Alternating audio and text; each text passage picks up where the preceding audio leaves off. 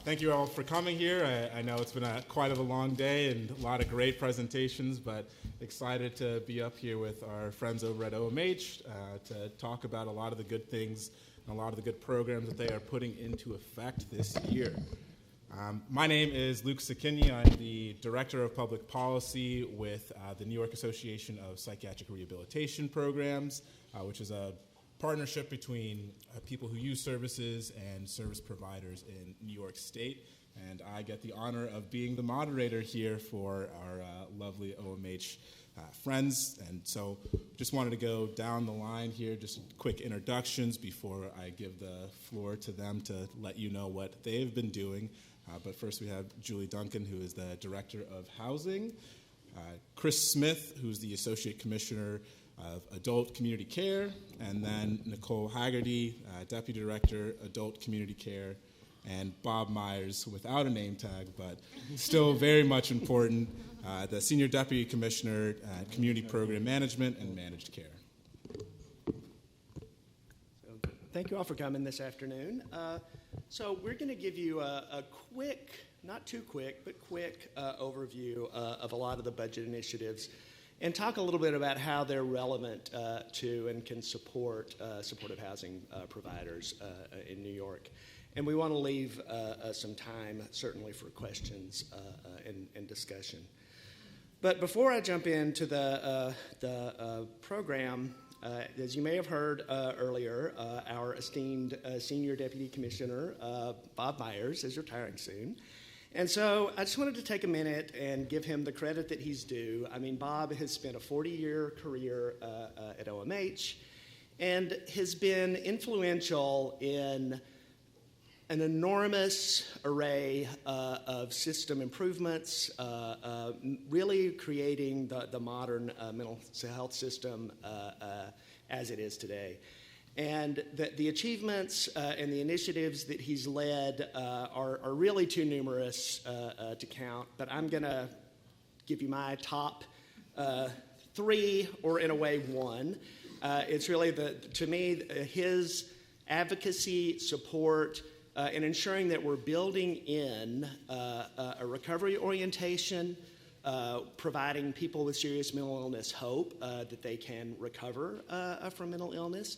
I'm sure many of you, as I did, spent the early parts of your careers in a medical model where people were told, well, you should just, take your medication and go to the clinic once a week, and that's probably really the best you can expect for in your life. And that really was the message up until not terribly long ago.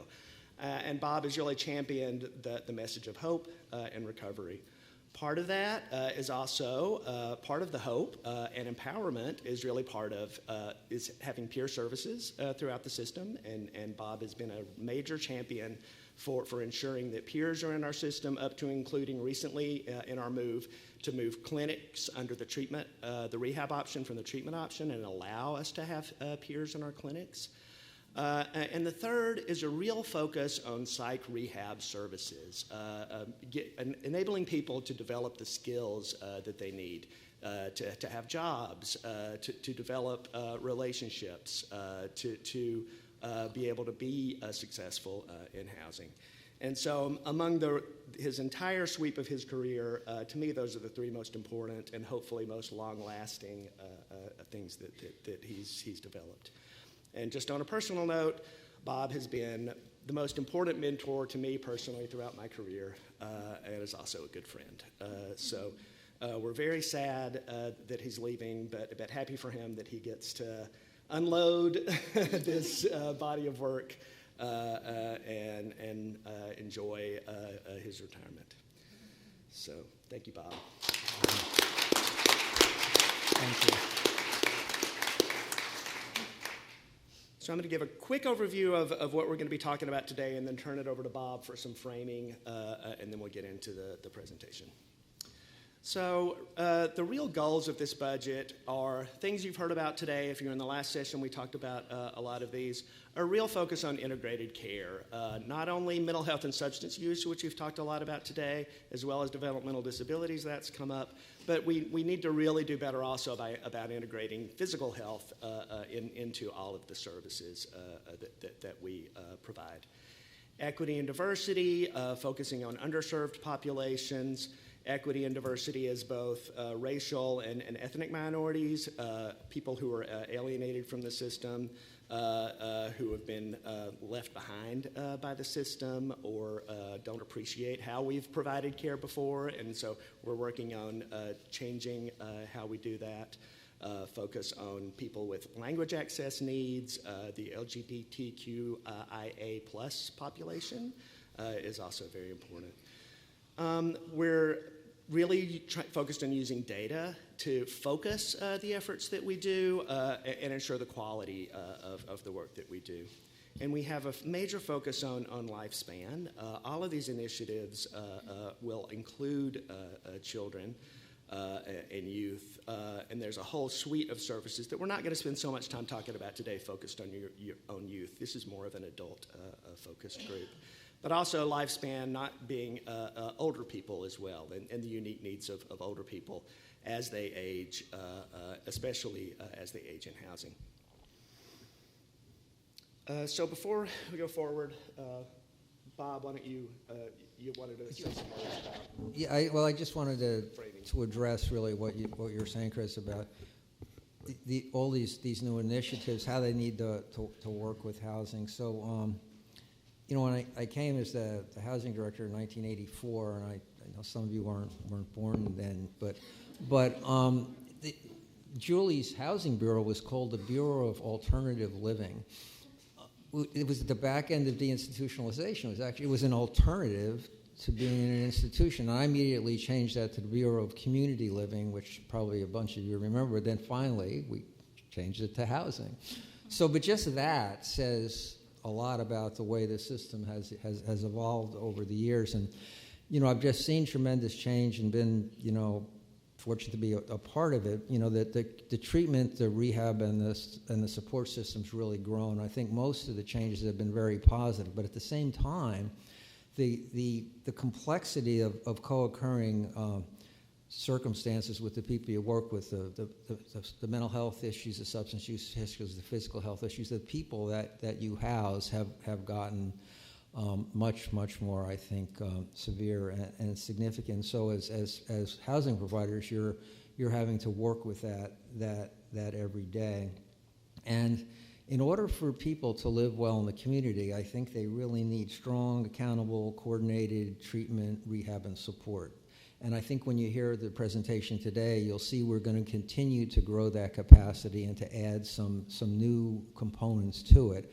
But I think that the challenges and what I want you to think about is a lot of you are embedded in organizations that do more than housing, or you're part of an independent practice group that does more than that. So you can't just do it on your own. You really need to work with the other parts of the community system, and especially if they're within your own organization or an affiliated organization. So as you hear the discussion today, Julie's going to talk about a lot of the new housing we're doing, but we're also going to talk about a lot of the other things that Chris mentioned quickly, but really intensive services, more ACT services, critical time intervention type services. We're going to be an expanding clinic. We're going to have a lot more roles for peers. But how does that get focused on all the people that are in housing? I mean, when I came, we had 4,000 units of housing, and when we build out to 3,500 units here, we'll have 50,000 units of housing.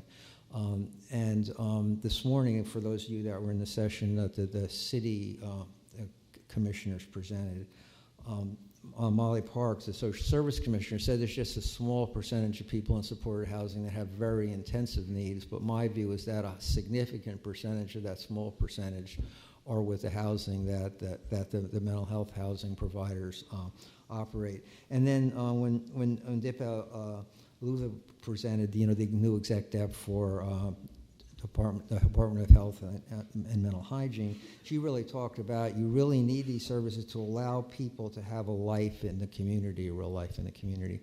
So as you listen to this, I just asked you to think about how you could work with these other services we're going to talk about to really put comprehensive plans of care together so people could really recover and live good lives in the community and not just we're not just keeping people out of the hospital and emergency rooms, as Chris said. We really want to focus on people's lives. So before I turn it over to my colleagues, the only other thing I wanted to say is that when I first came as the housing director, we were renting. We didn't have any money to buy anything. We were renting group homes. And we finally got capital and tax credits and bonding dollars, and then we lost all that. But in this budget, we got it back. So I just want to say I'm just so happy. I'm really glad we got our capital program back. $890 million of capital that you'll all be able to work with us on again. So that's just, I just wanted to kind of highlight that.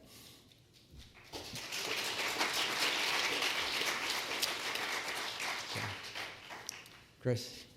So I wanted to start talking about our budget initiatives by talking about what we're doing to support the workforce, because we're proposing a lot of new programs, which will require a lot of new staff, and we're acutely aware of the workforce challenges that you're all facing. So I don't want to neglect what we are doing. We know it's not enough. I think this is a point in our history where it's like an all-hands-on-deck approach to working on redeveloping our workforce. So we are working on developing more of a community workforce-focused staff and initiatives within OMH. So we hope to have more to say about that in the future. But here, just wanted to start with what we've done in recent years and what is in this year's budget. So this year we are continuing the 2-year $104 million investment in residential services, continuing rate increases in community services, ambulatory and inpatient services. Last year we had a 4% COLA. This year we had a 5.4% COLA. It's the first time in recent memory that there have been 2 back-to-back COLAs. We know everybody wanted more, but this is where we were able to land this year.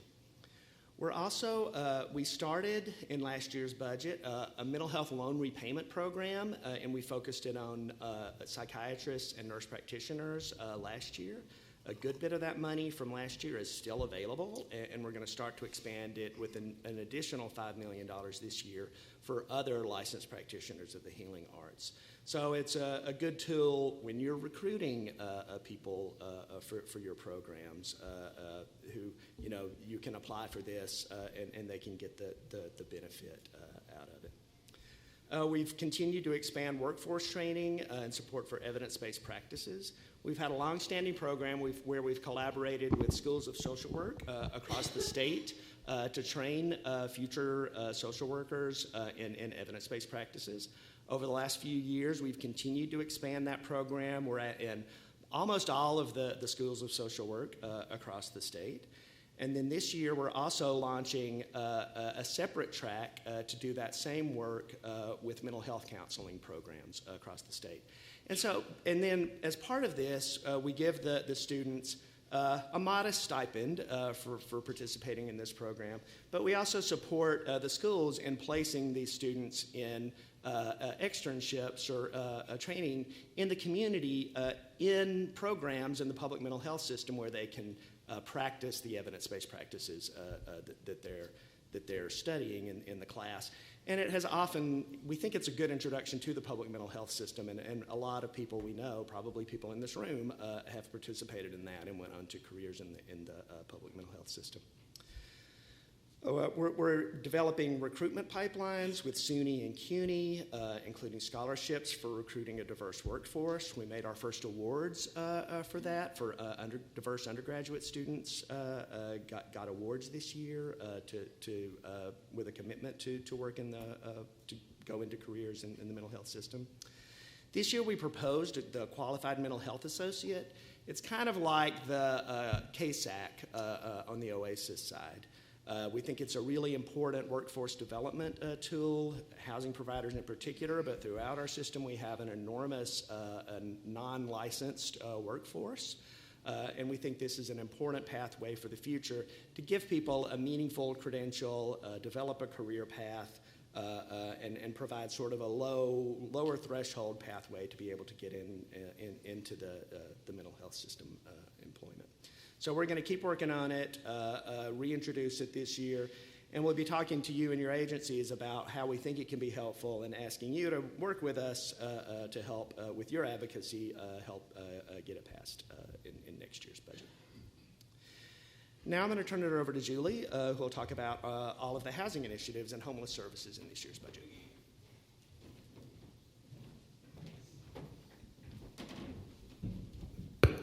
I'm not as tall as Chris. Good afternoon, everyone. Thanks so much for coming and spending some of your time with us today to talk about all of the really exciting things that are happening at OMH. So first we want to just talk a little bit about the work that we're doing related to homeless populations.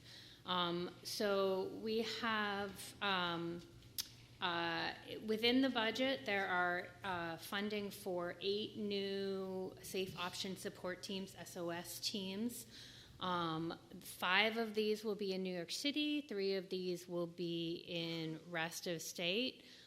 For those that are unfamiliar, SOS is a newer model that we developed about a year ago that combines intensive outreach to street homeless individuals with critical time intervention teams to work with folks through the transition from being unsheltered into homelessness, and continuing to support and hopefully encourage long-term stability.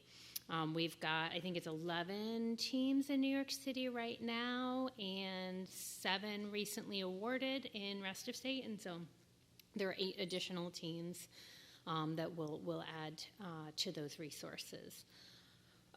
There's also specialized inpatient services, extended treatment units to again, support folks that need just a little bit more than your standard inpatient stay to be successful when they transition out of the hospital.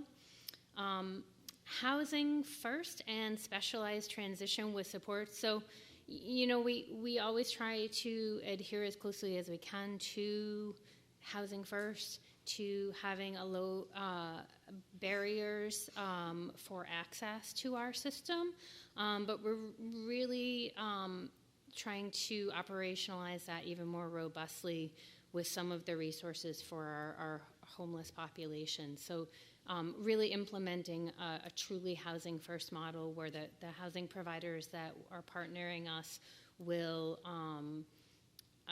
go out and rent up the apartments right away, so that as the SOS teams are working with individuals and get them to a point where they're ready to accept housing, there's not a wait there where we a lot of times lose people that they can get right into housing. And then also, long-term social skills and employment supports for the homeless populations. So as folks probably know, when the budget passed, OMH initiated community feedback sessions across the state, and we also did some virtual sessions because we really wanted to hear from you all and hear about what the unique needs of your communities are, what the challenges you're facing, the trends that you're seeing.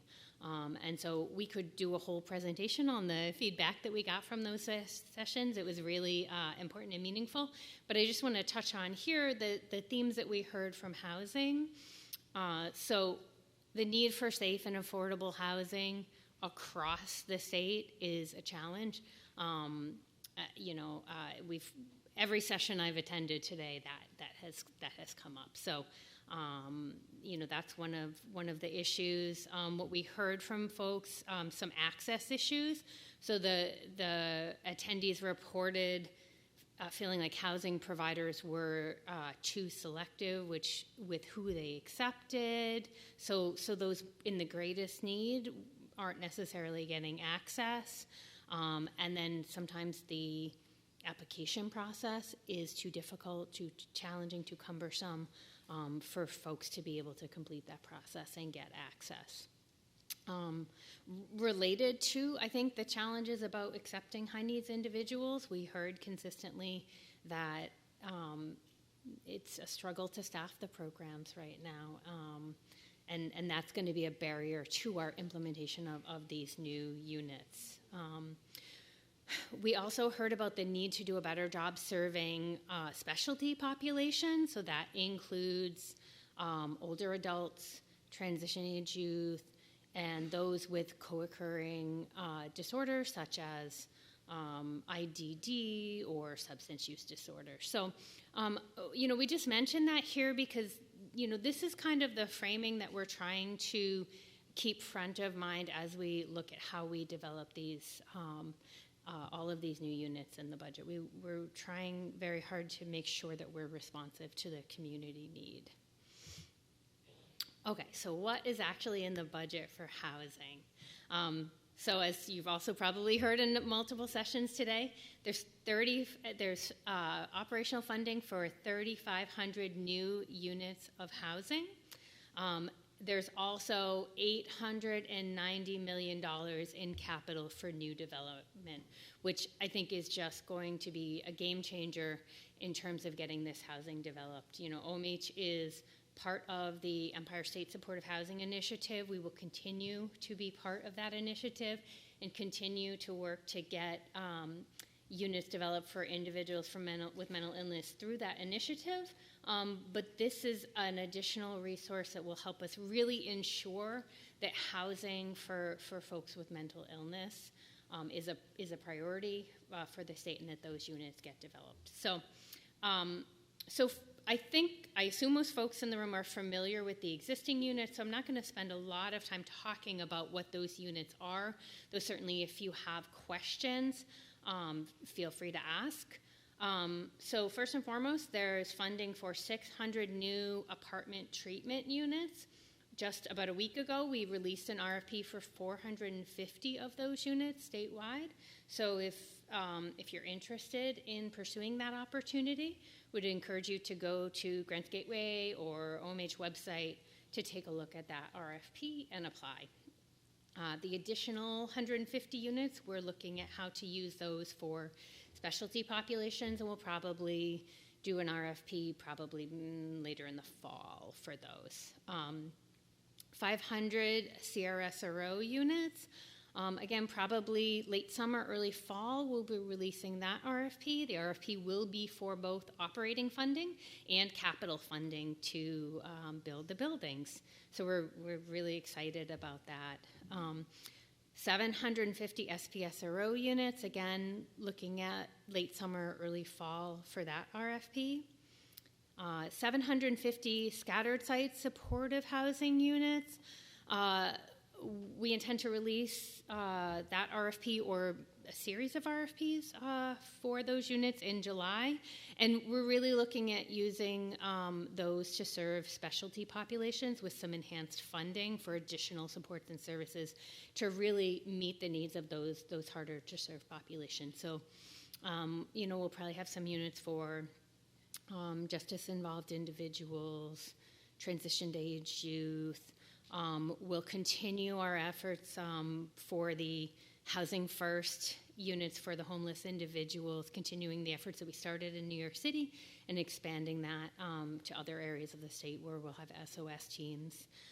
And then the last initiative in the budget for housing is these 900 short-term transitional residence units. And I just want to talk a little bit more about that because that's a brand new model. So this is intended to be a short-term, we're thinking up to 120-day model with enhanced staffing to include clinical staff, to include peers, with intensive skill building and supports for folks that need just that something extra so they can be successful in when they transition to a more permanent setting, whatever that setting is, to meet the individual's needs. We've been given the directive and the flexibility to be creative with these units. It's a brand new model, so we're still kind of designing it right now, and we've been told to figure out what's going to meet the need and design the program to meet that. So on that front, I really welcome any feedback anybody has. We really want to hear about what is going to meet your needs. We've kind of envisioned these to be sort of similar to a community residence model in structure, and that, like smaller 10 to 14 bed congregate residence type programs. Having said that, we've also gotten some feedback that, like, what about the folks that don't do well in a congregate setting? Could we do something in an apartment setting where there's an intensive support?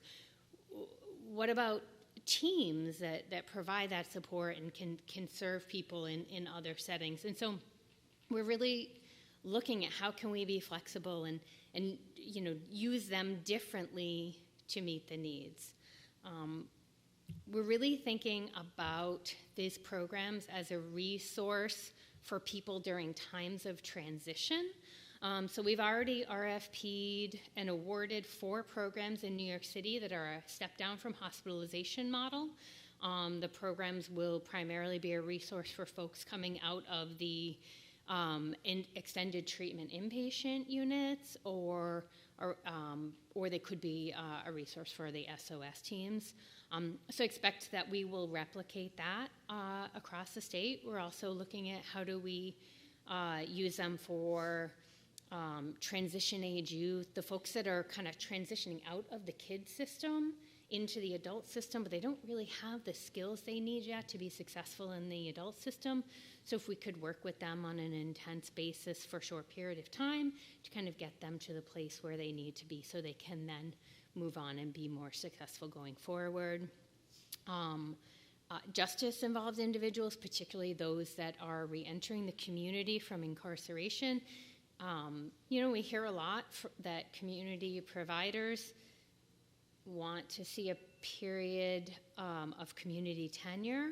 A resource like this could be really beneficial in not only helping folks that have been incarcerated for a while and need those extra supports, but also it's an opportunity to establish that community tenure for a little bit.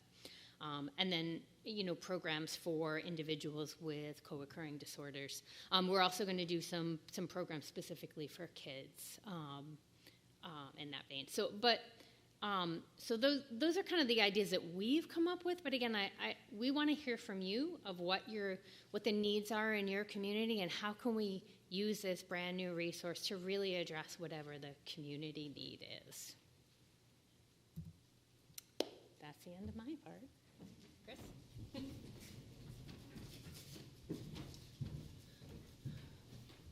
The other thing I wanted to mention, which I forgot to say before, is we're putting out about 30 to 40 RFPs for the rest of this fiscal year, so between now and like March of next year.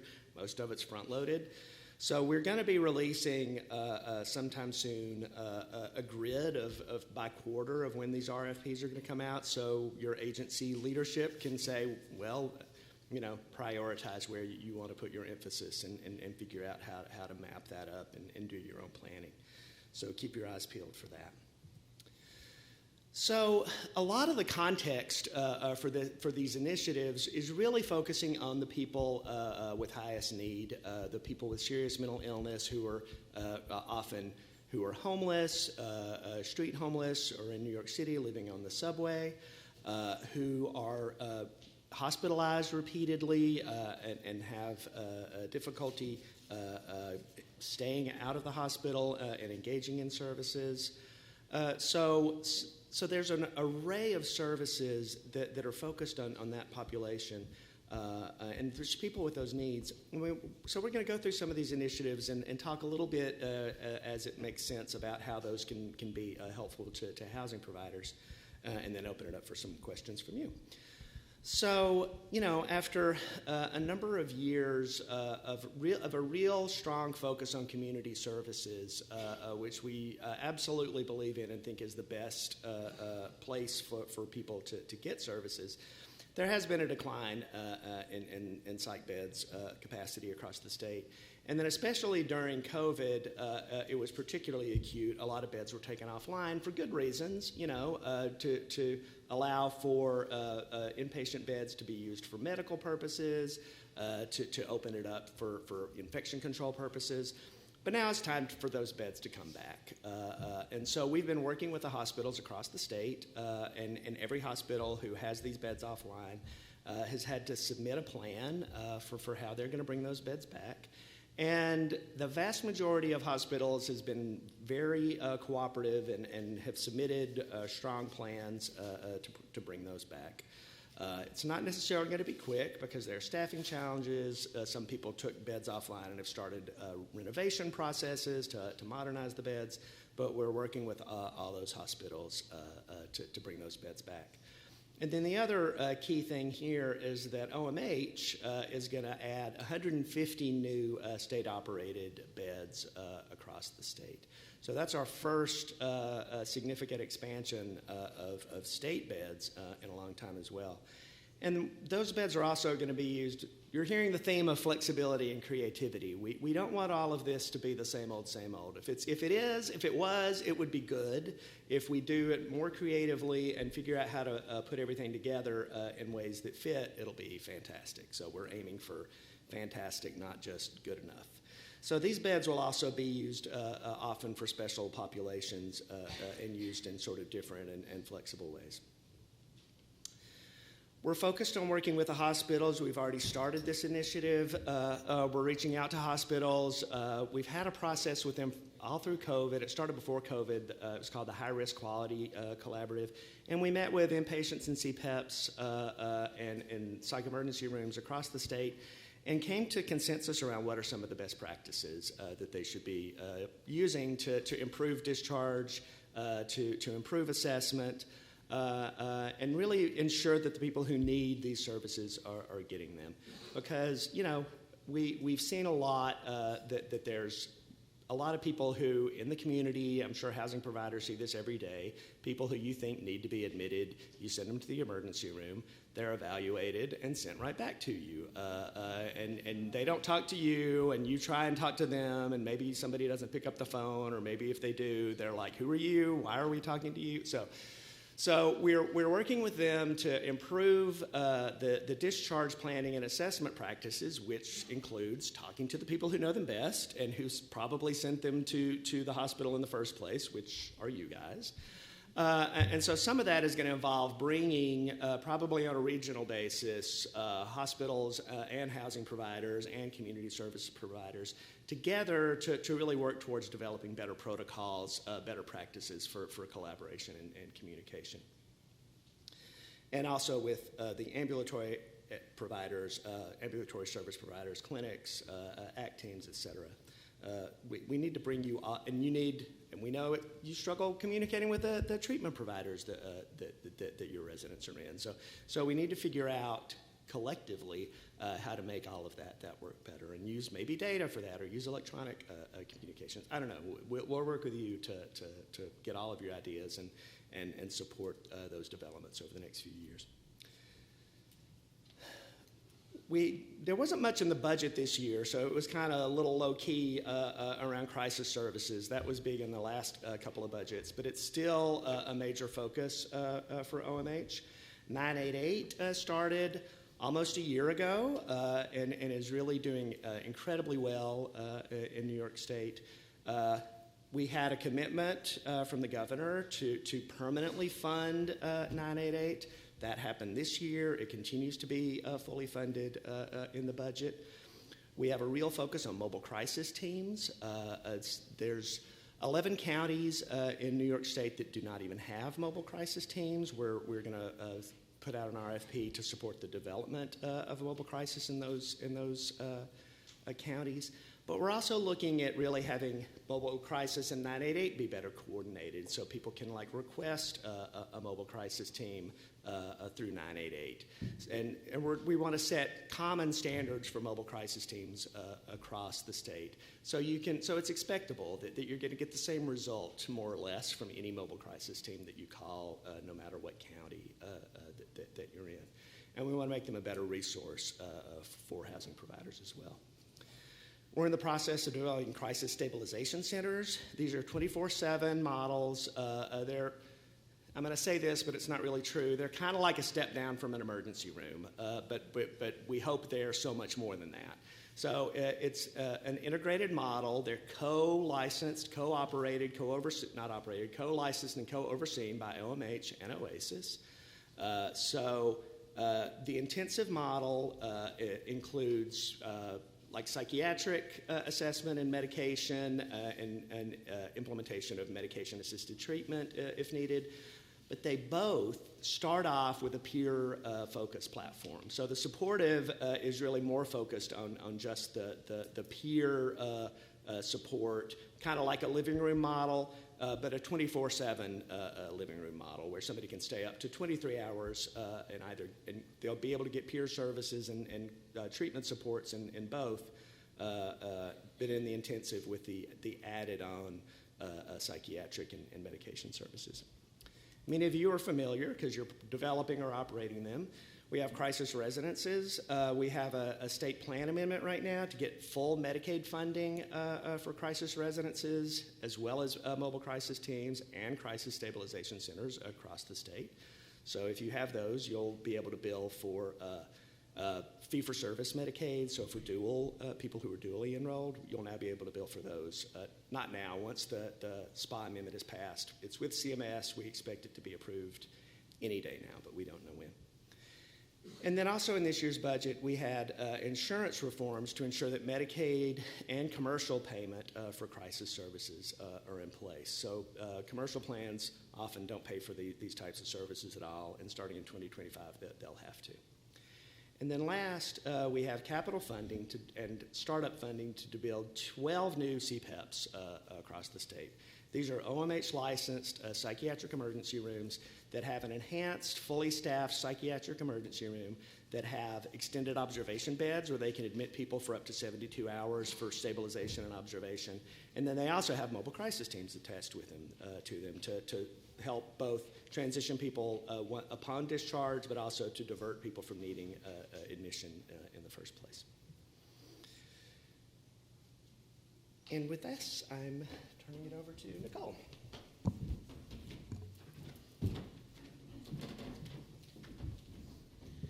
Okay, so I just want to assure everybody we are going to have plenty of time for questions and comments, and as Julie said, it's definitely a priority for us to hear from you, because as much as we have to work fast to get these resources out, given the budget, we also want to do it right. And so I think what you've heard already is the infrastructure around housing, around crisis, workforce initiatives. So I'm going to talk a little bit about the expansion of outbased and community-based services, because we know that housing providers often have told us that they feel if there's a challenging individual that they're working with and that person is discharged, they can often be left on the hook without supports. And so we know that there needs to be an infrastructure around housing, treatment, care management, et cetera, to work together to really help support individuals in the community. So as such, we're creating 50 new critical time intervention teams. And the idea is to provide that a time of transition, such as a discharge from a hospital, can be traumatic, can be intense, often means somebody may not have services or linkage to services in the community and could use that support through that time. So this is sort of a short-term care management intervention. Some may have a clinical component, linking individuals to treatment, job, or housing supports from those critical transitions. Also, 43 new ACT teams, and what we've learned from the community is that in many cases we need the model itself to maybe be more flexible or serve specialized populations. So that's what we're really looking at here. ACT teams currently serve some of the highest need individuals, for those of you who are not familiar, such as those who are homeless, have forensic histories, are court-ordered to mental health treatment, but also have significant psychiatric hospitalizations and frequency. They really need someone to come out in the community and engage them in a multidisciplinary team. So we want to maintain what is good about that evidence-based practice. In New York State, that practice shows very good outcomes. Our ACT teams now, there's about 120 of them. There will soon be more like 160. They decrease ER visits. They keep people out of the hospital. They house homeless people. They help people get jobs. We know this. We track this information. It's on our website. So we want to develop more. There are wait lists around ACT teams, so we know the need is there. CCBHCs, Certified Community Behavioral Health Clinics. We are tripling in size the CCBHCs. Right now, a CCBHC is a federal demonstration that states can opt into. We have 13 across the state currently. CCBHCs are exciting for many reasons. They serve across the lifespan, meaning from kids to adults. They serve individuals regardless of payer. And although they're rooted in the clinic service model, it requires a high level of SUD and mental health integration, as well as peer supports, psychosocial rehab, employment supports, etc.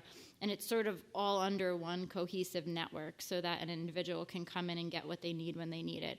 So we plan to triple the number of CCBHCs we have across the state. We're also looking at increasing funding for eating disorder programs. That's a specialty and as such requires the funding. Article 31 mental health clinics, which I'll talk a little bit about in a minute in terms of changes we've already made. We'll invest in those as well because they often end up being the front door for most people who are looking to access treatment. Often if somebody has a family member or a friend who needs treatment, clinic, which is traditional, psychotherapy and medication management, is the first stop. And so we want to make sure that there are if there's accessible treatment options, that folks are not waiting on wait lists, that there are ways that our clinics can go outreach in the community to meet the need in different ways. I think an underpinning to, I would say, from all these OMH initiatives is really about social determinant needs. The acknowledgement that the folks we serve, it's not just about symptoms, it's not just about medication and traditional treatment, it's about doing something different. And I think as housing providers, you probably know that more than ever. You see what folks deal with from day to day. And so if we are going to address things like lack of housing, lack of employment, poverty, discrimination, the real life things that our folks actually face, we can't expect that everyone's going to show up once a week for their appointment, and we need to think about it differently. Health Home Plus is a health home care management level of service within the health home program that has small caseload sizes, staff qualified to serve the mental health population, and in-person, face-to-face service interventions. And that's been important to us. We had care management over the years and sort of rode the wave a bit with the health home program. And while it serves a vast array of individuals with various needs, the Health Home Plus population are really folks that are stepping down from ACT, homeless, have forensic histories, again, those high-need individuals coming in and out of hospitals. So we want to support care managers in meeting people where they're at, embedding them in local hospitals, for example. Again, supporting housing providers and working collaboratively so that housing providers aren't alone in addressing some of the individuals' care management needs. The expansion of the Intensive and Sustained Engagement, or INSET program, which is a best practice model around peer support. And the idea there is an alternative to court-ordered treatment, or AOT, and really looking at how peers can support individuals and engage them in different ways that may be able to avoid court-ordered treatment. Okay. One I'm very excited about. We are fully funding individual placement and supports, which is known as IPS. It's an evidence-based practice to help people with psychiatric disabilities gain competitive employment. And I once spoke about this with one of the experts in the field, Joe Maroney, and I was emphasizing how much employment is correlated with improved mental health and physical health outcomes. And he said that I was being a little too flowery about it, and that I should be clear that it's actual chronic unemployment that has devastating effects on people's mental health, physical health, and functioning. And I can't help but think that there's some overlay there with some of the homeless outreach that we're trying to do, and understand where folks are coming from and what it's been like to struggle for so long. So IPS really helps an individual, no matter where they're at, to gain employment. And it includes benefits counseling, because I know that some of our folks' biggest concern is losing their benefits, which sometimes is directly correlated to their housing as well. So as a part of that process, really working with individuals to know how they can keep their Medicaid and gain wages, which is possible. It just takes some expertise here. So we're dedicating some dollars to that. Okay, and my last slide, and then we're going to open it up to you folks. Some things that I'll say I call the shiny objects. These are not the shiny object budget items of this year, but these are things we've been working on and will continue to in the same light, in the same themes that I was just kind of outlining. So it does turn out that most folks don't want to be professional patients their whole life, and that they'd actually like to drive their own treatment and recovery based on their own articulated goals. And sometimes that's about living in independent housing, sometimes it's about connecting with family, sometimes it's about education or support services. And so again, that's the theme here. We moved what is our traditional treatment clinic model under the rehab option. All that means is that there's a federal authority that allows us to let clinicians leave the four walls of the clinic and go out into the community, and we sought out that federal authority to allow for that to happen. That same federal authority allowed us to add peers to clinic. So for a long time, and I'm going to talk about CORE in a second, we only had peer support for adults for mental health under the Medicaid program for individuals who are eligible for CORE, which is HARP-enrolled individuals. I'll talk about that in a second.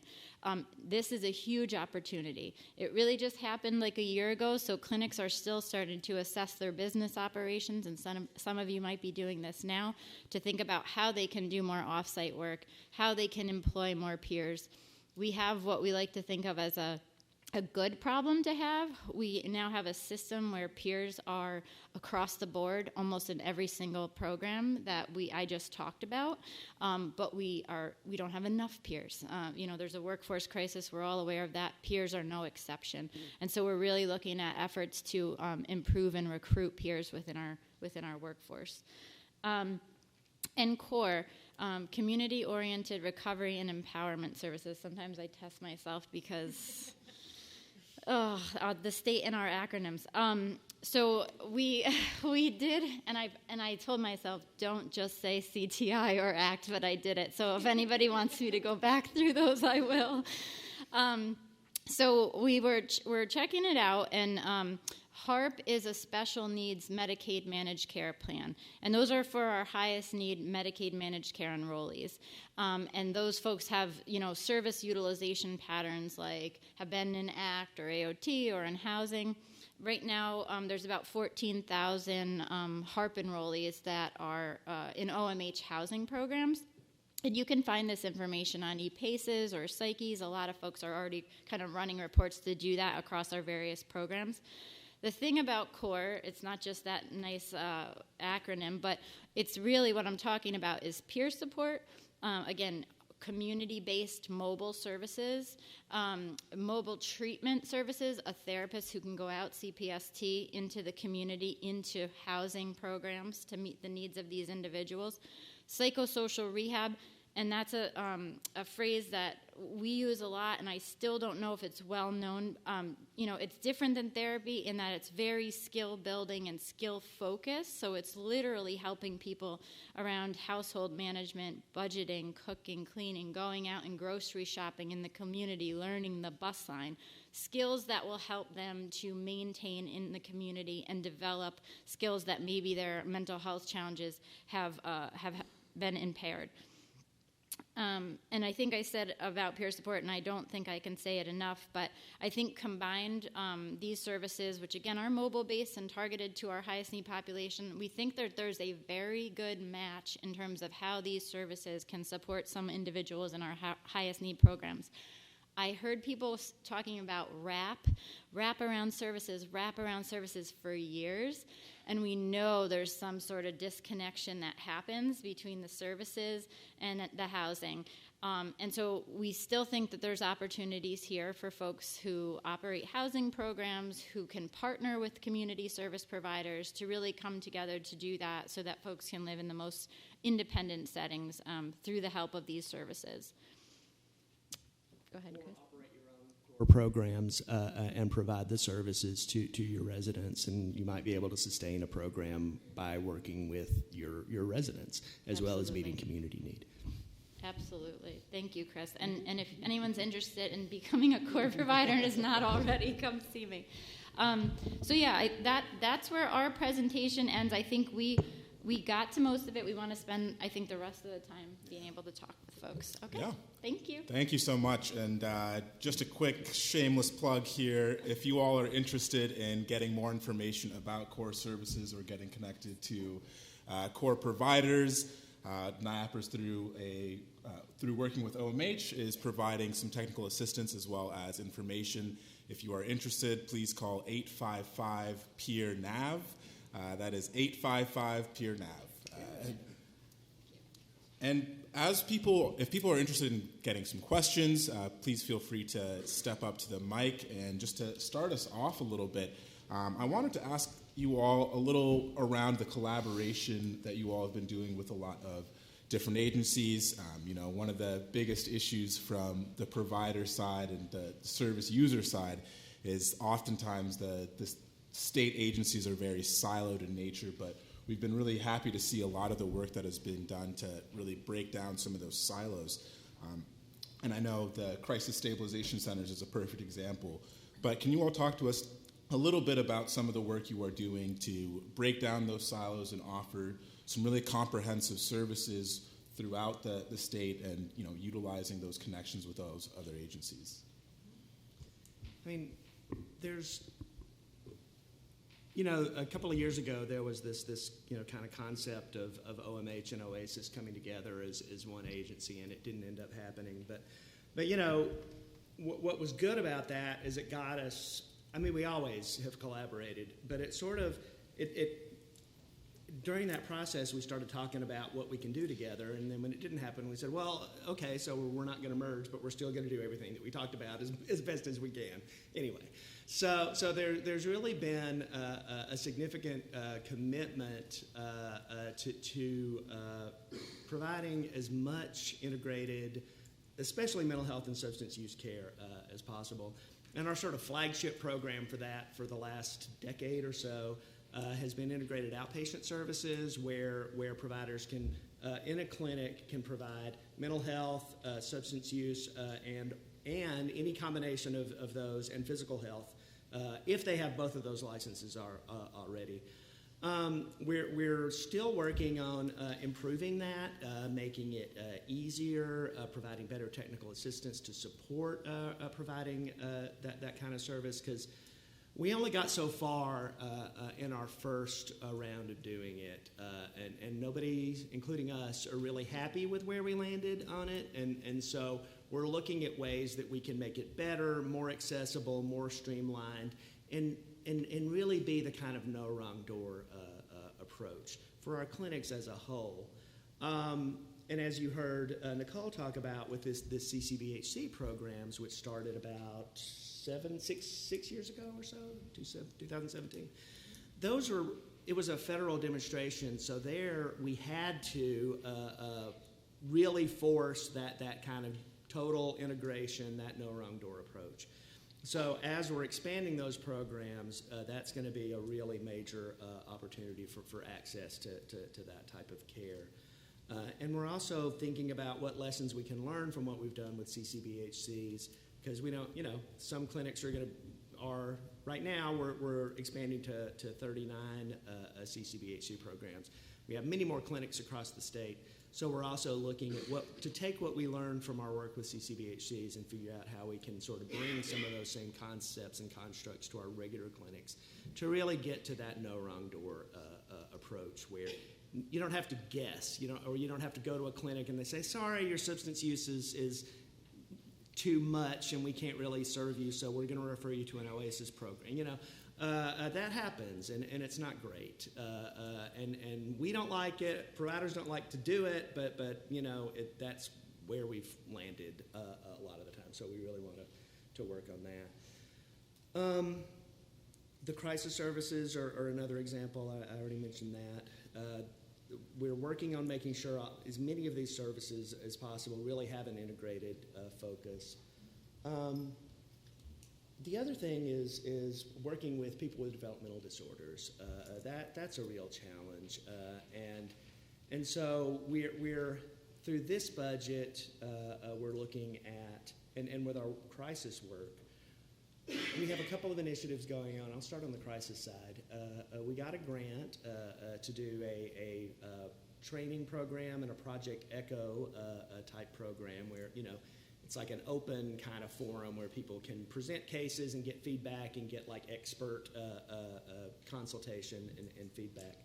So we're doing that to make sure that our new crisis services will also be equipped to serve people with co-occurring developmental disabilities as well, because we know that's a huge problem in hospitals, in emergency rooms, where people end up in emergency rooms, and a lot of the services around the state just aren't well equipped and well trained to work with people with those needs.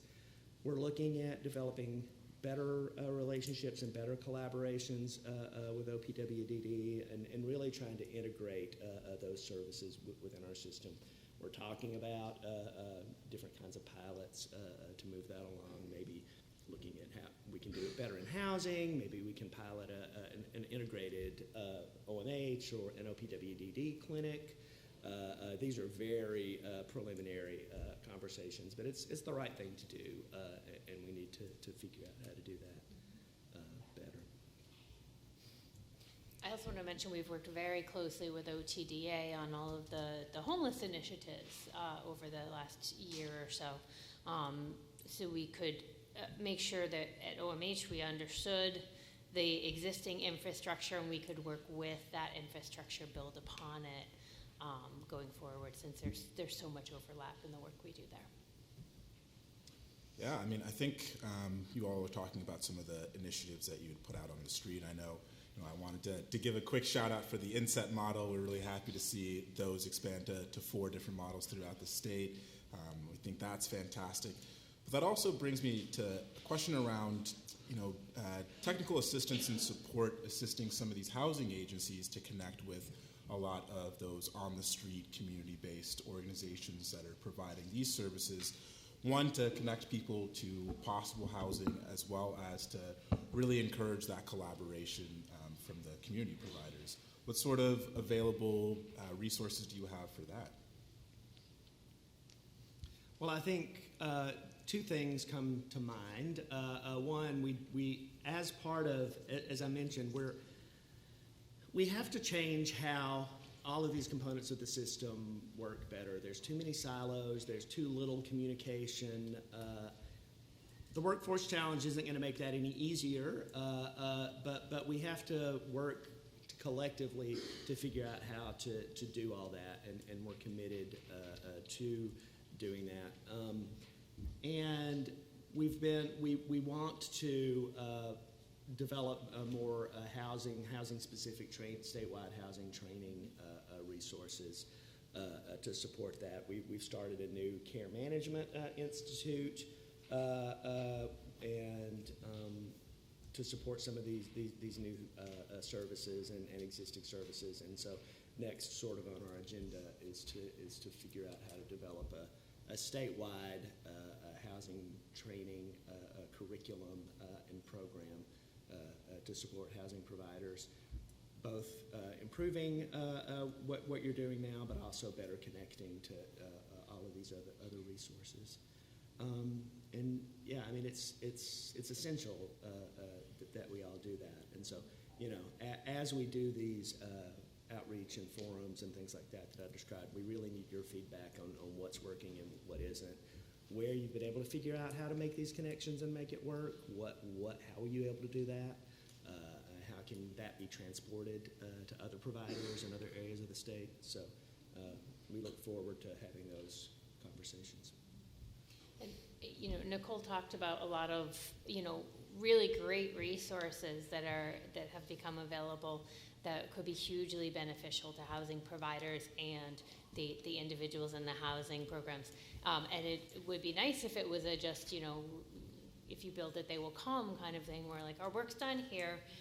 But we know that is not the case. So I think we really intend to be very proactive in facilitating the relationships that need to exist, helping community providers and housing providers pilot these partnerships so we can show that they work and then demonstrate that to the rest of the field, so it hopefully encourage more and more of these relationships.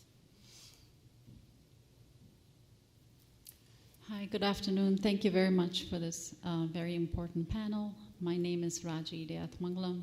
I'm a social worker at New York County Defender Services.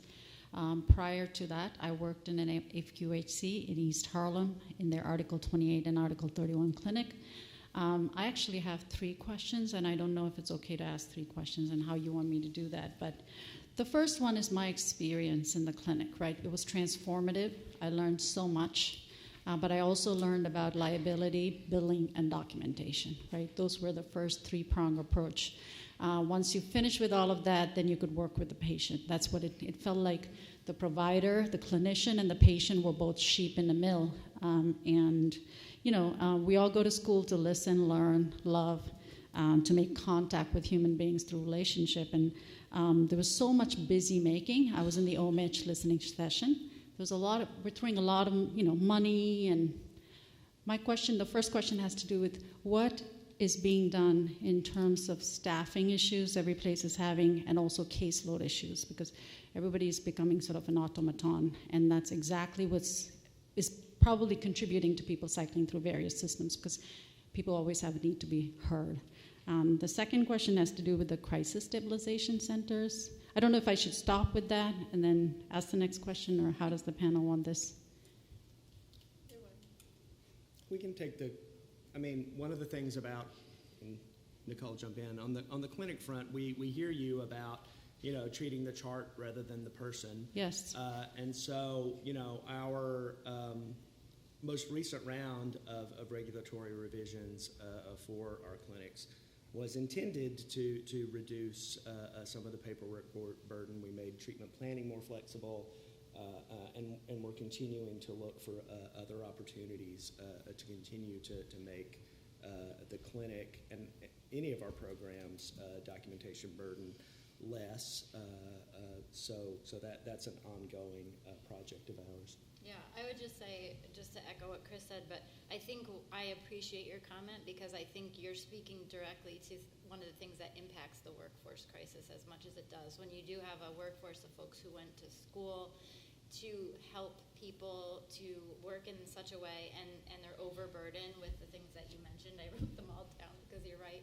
I think we're aware of that, and one of the things that we do in all of these implementations or any sort of regulatory changes we've made is to consider how this could decrease the burden of documentation, additional workflows. It's not easy when you're working in a largely Medicaid construct, because you're talking about billing for medical services and showing medical need, right, at its baseline.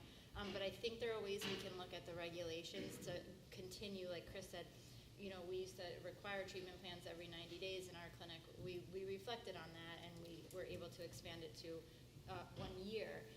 And I think we're going to continue to look at things like that so that we're making sure that clinicians are driving the treatment and not the documentation requirements. Okay, thank you. My second question is about the Crisis Stabilization Center. So our office makes referrals for clients in the public defender setting. We have partnered with the East Harlem Support and Connection Center, and there's one in the Bronx. But I'm curious, that has an up to a 5-night stay typically. And it's so I wonder if this Crisis Stabilization Center is similar, if there's flexibility in the number of days. Am I getting confused? That model is sort of like, we all love our models. So that is kind of from an OMH perspective, a hybrid of a crisis stabilization center and, say, a crisis residence. So our crisis stabilization center model is a 23-hour model. So it's really just to focus on somebody who's in a crisis and needs immediate crisis stabilization. Now, an agency that has a crisis stabilization center can also have a crisis residence, and they could even co-locate it, and they could build that type of a program, or they can refer to a crisis residential program in the community, and those don't have the 5-day limit that the city programs do. But that's the city's model. It's not licensed. They don't bill for it. It's fully funded. So our models are similar. Both of those two models are similar in a lot of ways, but they don't completely. We love our models and we love our complexity. Okay, the last question, and thank you for your patience, has to do with peers. A few of the patients I worked with in East Harlem actually went on to do peer certification training and became peer specialists. So I'm really happy for them. But what they encountered was that some of them are not able to do full-time work. And even when they do part-time work, because you mentioned this about the people we serve, people in supportive housing residences, but I want to say that I have learned from peer staff is that the minute they have a salary hourly rate increase or the number of hours that they put in, they immediately start to lose their SSD or whatever else. So I want to know what OMH is doing to address, because we desperately, I feel like my work is only halfway done without a peer specialist alongside me. So I would love... Yeah, I'm just thinking, we first of all, there's this myth about that, and I think we fund NYAPers to help, so maybe NYAPers should answer this. Yeah. So yeah, I think I was actually going to ask you all to just talk a little bit about the Medicaid buy-in and the sort of work around the work the state has been doing around this, and the recent expansion of Medicaid buy-in as well, so that more folks would be allowed to work while also keeping their Medicaid benefits, which is huge for folks who are paying for their housing through Medicaid or getting their support either in a clinic or your typical treatment through Medicaid. That allows people to go back to work while also keeping those benefits and making sure that they have that stability until, hopefully they're at a point where they can come off the benefits entirely. But it's not the situation where, you start working and you get over that 15-hour mark and all of a sudden everything in your life is kind of being pushed out because now you have no safety net. So that is one of the things that we have really pushed for as NYAPers, and we've been very happy to see that the state has really aligned with us on that because, as someone said earlier, we really do believe that work is rehabilitative, and having steady work and a place to be like that is vital for people to maintain in recovery.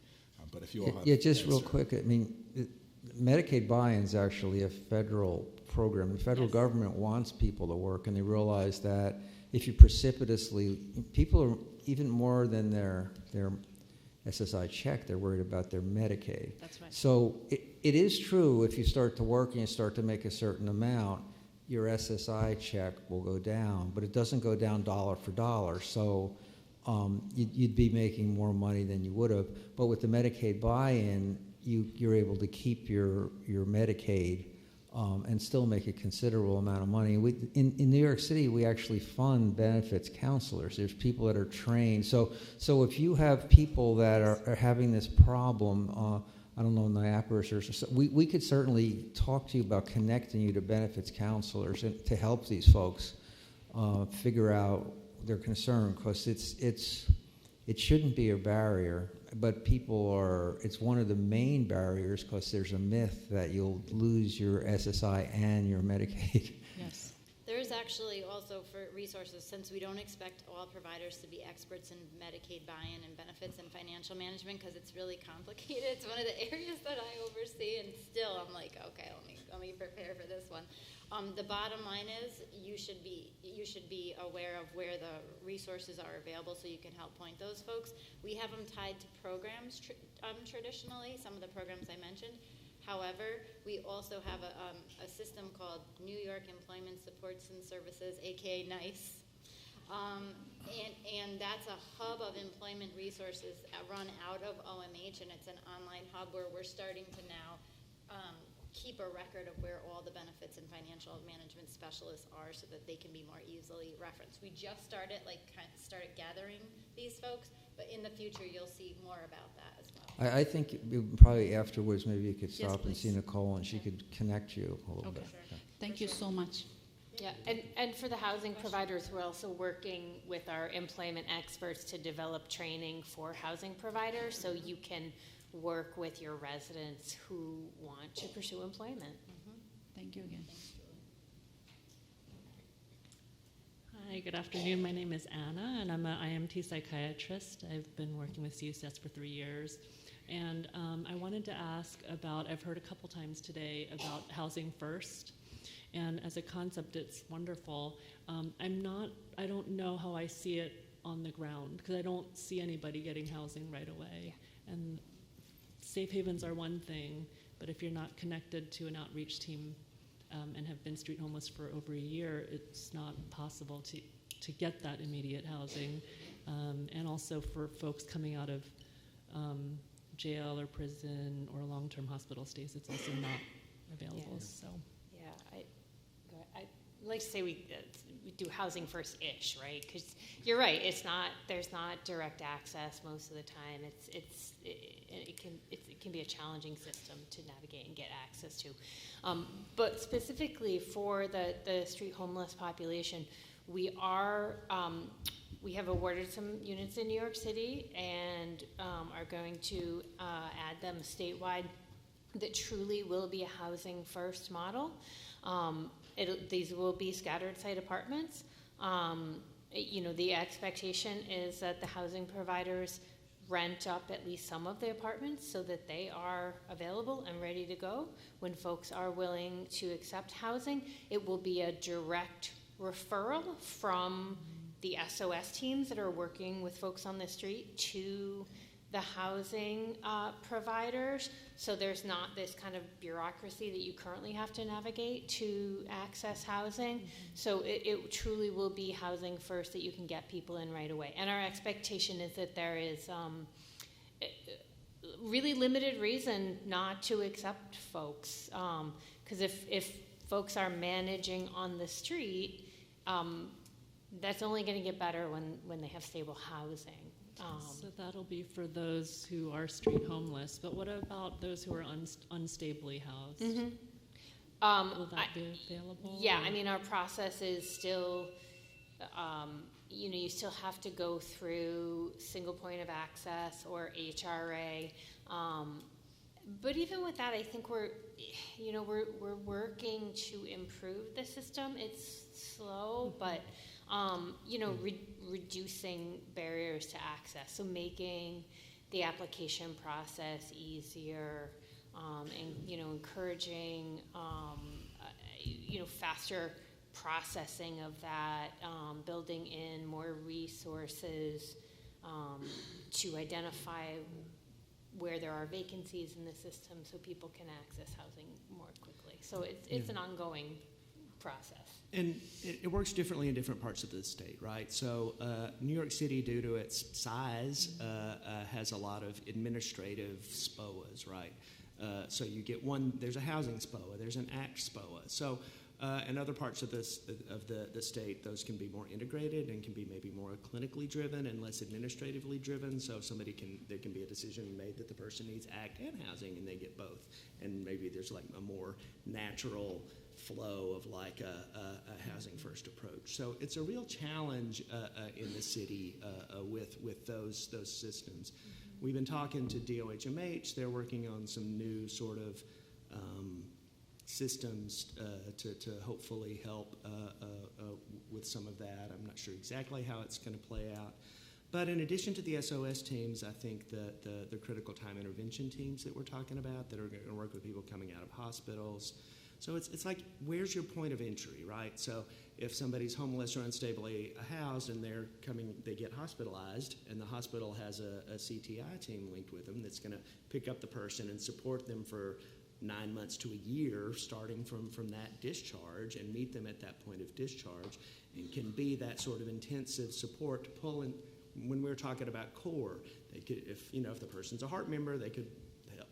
If the person was interested in those services, start getting them connected to a core program who could provide the mobile treatment, mobile psych rehab, and peer supports, whatever combination of those services the person needed, and start providing that kind of housing first model at the front door, or a month later, or a few weeks later when those can come on board, or if our clinics can really start to embrace doing more of that in community work, they can provide clinical supports on site. So it's not seamless, and it takes this kind of coordination, which we know is difficult, but there's ways in which we have resources now that can be used to support that, but it's not easy and it's not seamless, and we have to collectively figure out how to make it more seamless. Thank you. And just one, you asked for some feedback, and just as far as the congregate approach goes to these new, I think you were talking about these 120-day short. Yeah, the short term. The people that I know do not want congregate. It's not safe for them. They don't feel safe. They want individual rooms. So, thank you. Yeah. Thank you. Also, just to clarify too, I believe you all had said about between last year's RFP and this one that you'd be looking to have eventually about 500 housing first beds come up. Was that correct, or? So we put out an RFP for 500 beds in New York City. We were able to award 300 of them. So I think at some point we'll reissue the RFP for the additional 200 beds and see if we can get them utilized. That's fantastic. But again, we have to build in all these workarounds, right? Like, especially in New York City. So, like, this transitional housing program could be one of those workarounds. Somebody goes in there from the street or from a hospital, and while they're there, they have a couple of months to put all these pieces together. And then when they go into housing, it's not going directly into housing and then having to figure out, from the hospital to housing and, how do you get all of that? You'll have, a couple of months to put all those resources in place. So then when the person goes into housing, they have the supports all kind of packaged together. So it's building in that time to do the work there, but also to do the community connections to realize sort of that housing first goal.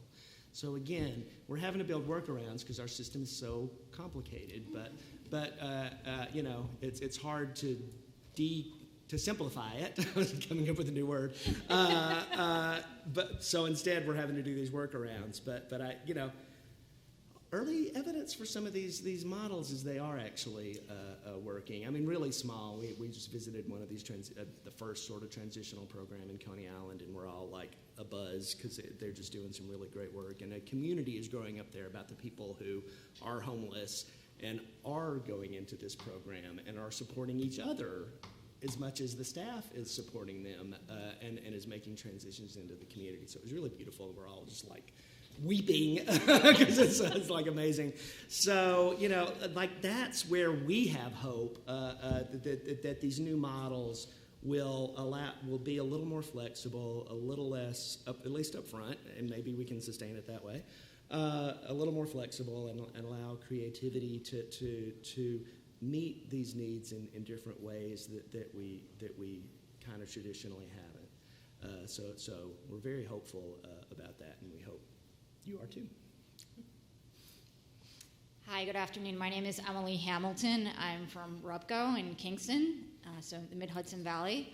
I'm a developer, and I'm also a mother, so I have two different questions that relate to both.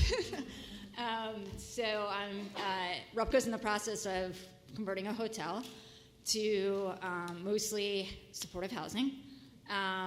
There's going to be 70 supportive housing units. 15 of them are going to be SMI. 24 chronically homeless, so these are the majority populations, right? 15 SUD, and then the other populations gets smaller in terms of number of units. So the new funding you're talking about, and I know you also in the past had the OMH PDG program. I'm assuming you still have that for furniture. So I'm wondering if a project like that with mixed populations could apply for OMH funding. Yeah, so I think the project that you're talking about, you already have an ESHI award, right? Yes. Right? Yeah. Yes. So, and that ESHI award, is that locked in? I can't remember. I'm familiar with the project. Can't remember what stage we're at. No. Okay. No. Yeah. We've been talking to Dana for 2 years. Yes. Yeah, so the capital funding as part of the budget is tied to these new units here, so it's not available for ESHI. Having said that, I suppose in theory, once we make the RFPs available, projects could pull in some OMH specific units that would then tie to the capital. Probably not for the project that you're talking about because you're pretty far down the line. Right. But it's something to think about for future development. You could certainly combine ESHI with these new units here. And it could be a mixed population of ESHI. It wouldn't just be SMI. No, it could. So you could potentially have your ESHI award that would be for the other populations, and the OMH units. These units here for the SMI population, and then these units would have some capital tied to them, and so that's how that would work. And the PDG funding that we have available, that is tied to projects that have OMH contracts. So ESHI projects that have OMH contracts, it'll be the same for these units. So there will be some PDG funding available for these new units. Okay.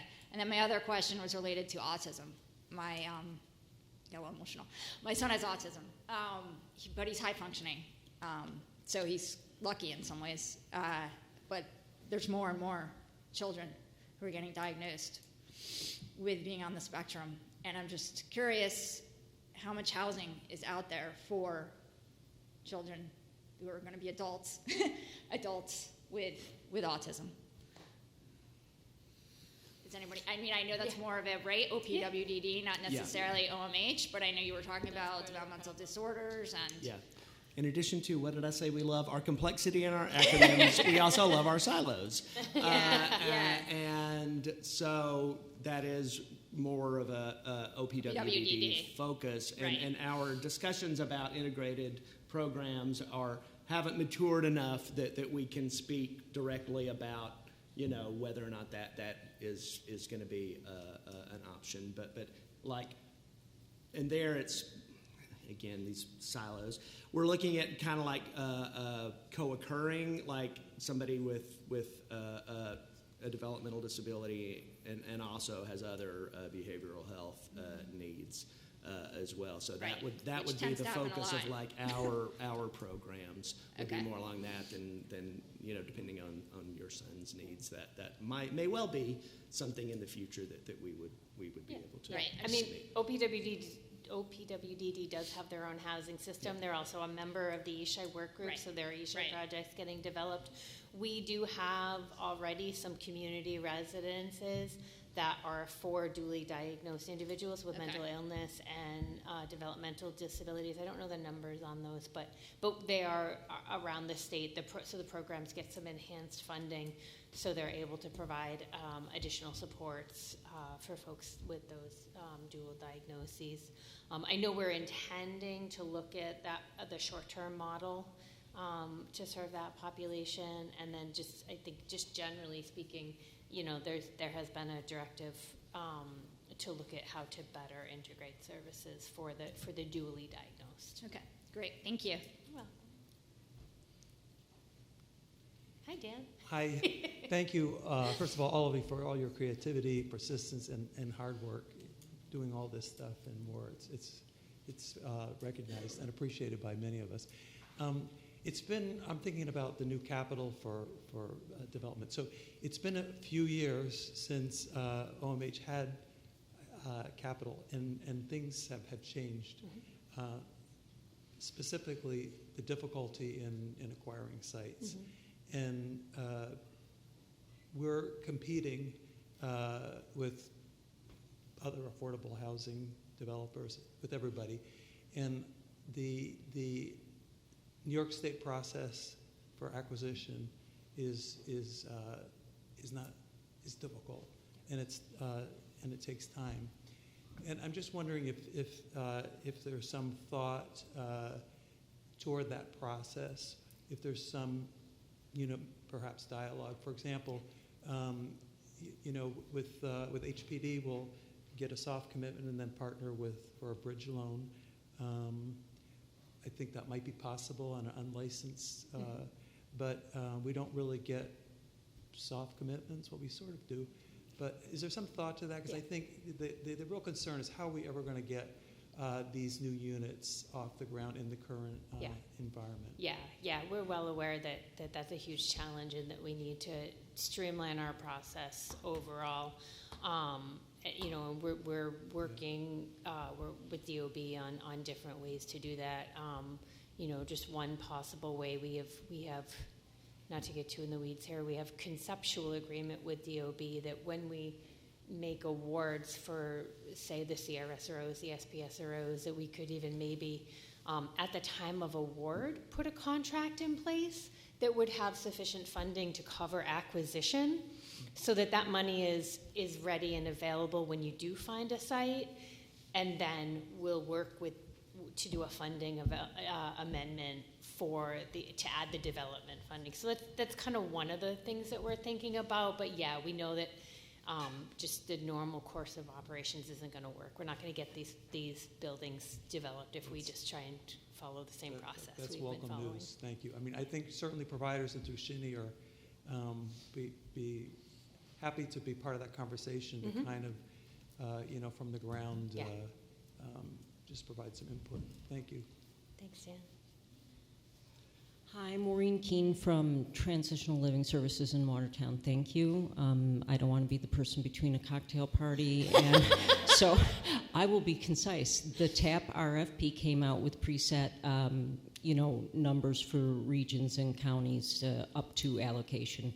Is that going to be the same approach with the other types? Can you of housing units coming out? Can you forecast that a little bit, please? I don't think it'll be the exact same approach, Maureen. I mean, I think we're playing around trying to figure out.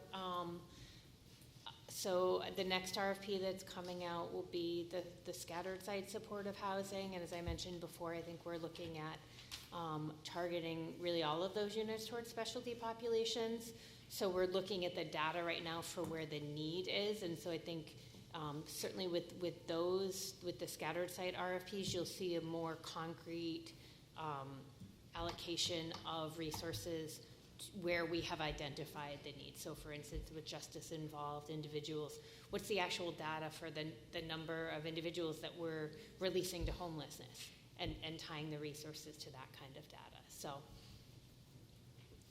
All right, and so just before we move on to the cocktail hour, I did have one last question for you all, and that is around a lot of the state's work recently, especially this year, has started to look at things like recovery across the lifespan, and I know with the master plan on aging coming in and the planning work being done there, as well as some initiatives to look at aging in place.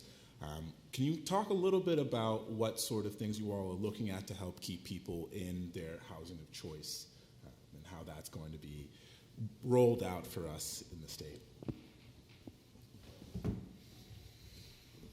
I mean, I think we're intending to incorporate specific work within the master plan for aging, excuse me, specifically focused on aging in place for people in mental health housing.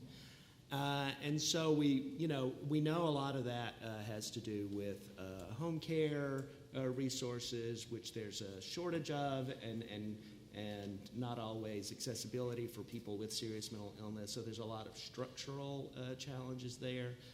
But I think the promise of that approach is that it's this really focused look at aging and bringing together government, community stakeholders, business stakeholders, just really a wide swath of people who are engaged around working with older adults. So we think that's promising to help come up with creative solutions to that, because we've piloted a lot of things and the pilots have always gone really well, but I think the struggles have been with sustainability. And so I think it's going to need a different approach to it's a different kind of workforce challenge, I think, perhaps. It's kind of off the top of my head. But, I think we need to figure out how to train a workforce of home care as a benefit to people with mental illness and that whole suite of services. So how can we ensure that industry is working with people and training their staff to be able to work and comfortable working with people with mental illness. So that's one of the challenges there. But I know Bob has spent decades on this. I don't know if you have any other thoughts. One thing that's always bothered me is, all the people you work with have the home care benefit on their Medicaid card, but we don't seem to be able to access. We actually learned a lot about home care working together with mental health housing through the Olmstead settlement on adult homes. We've moved about 1,300 people out of adult homes, and a good number of them get home care, but it was a huge amount of work to figure out how to get it in place. There was a time when I was trying to encourage some of the larger housing providers to actually become home care agencies themselves, and some of them looked at it and they all said that they just couldn't figure out how to make it work fiscally.